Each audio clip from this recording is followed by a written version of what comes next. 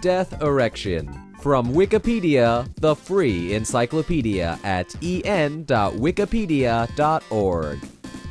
A death erection, angel lust, or terminal erection is a post-mortem erection, technically a priapism, observed in the corpses of human males who have been executed, particularly by hanging.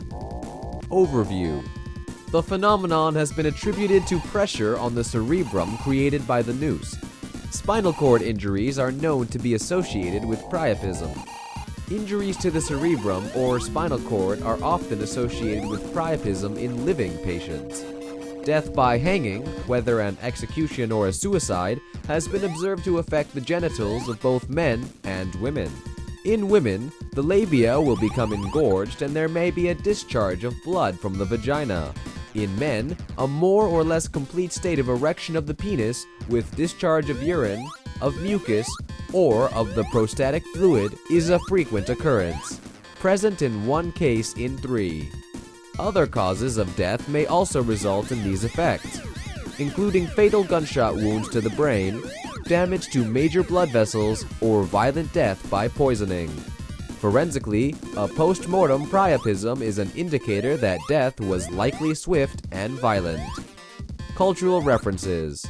Samuel Beckett's Waiting for Godot includes a passage in Act 1. Estragon.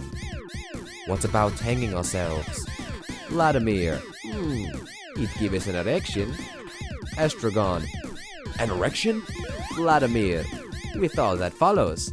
Where it falls, mandrakes grow. That's why they shriek when you pull them up. Did you not know that? Estragon. Let's hang ourselves immediately.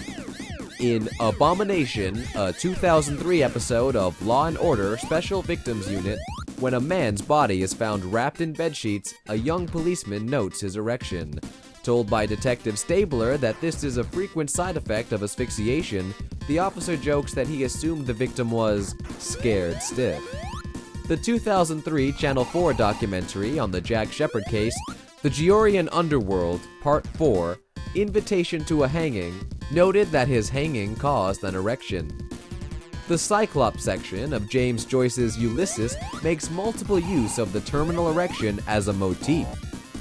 The Michael Moore documentary, Fahrenheit 9/11, includes found footage of United States troops jocularly prodding the post-mortem erection of a fallen Iraqi. In The Decline and Fall of the Roman Emperor, Edward Gibbon relates an anecdote attributed to Abulfeda that Ali, on the death of Muhammad, exclaimed, "O Propheta, certe penis tu caelum versus erectus est." O Prophet, thy penis is erect unto the sky. At the end of Herman Melville's short novel, Billy Budd, Billy's unusual moral purity is suggested by the fact that, contrary to the general rule, he does not get an erection after being hanged. On the other hand, in Thomas Pynchon's novel Mason and Dixon, Charles Mason says to himself, "In my experience, 'tis usually the innocent who get terminal erections, and the guilty who fail to." In Boris Vian's 1946 novel, Jairi Kacher Suvars Tombes, I Shall Spit on Your Graves, the final sentence mentions a lynching victim's ridiculous erection. In HBO's therapist drama In Treatment, Season 1, Episode 2, a client tells about once having been clinically dead and about his fear that he could have an erection meanwhile. In HBO's drama 6 Feet Under episode titled The Will, Season 1, Episode 2, Nate and Frederico pick up a corpse at a nursing home and discover the corpse's erection, which Frederico refers to as angel lust.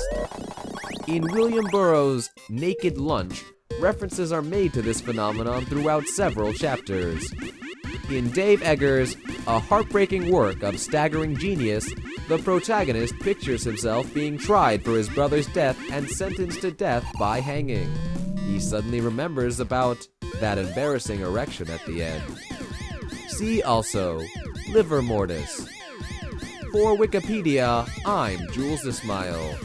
This sound file and all text in the article are licensed under the GNU Free Documentation License, available at www.gnu.org/copyright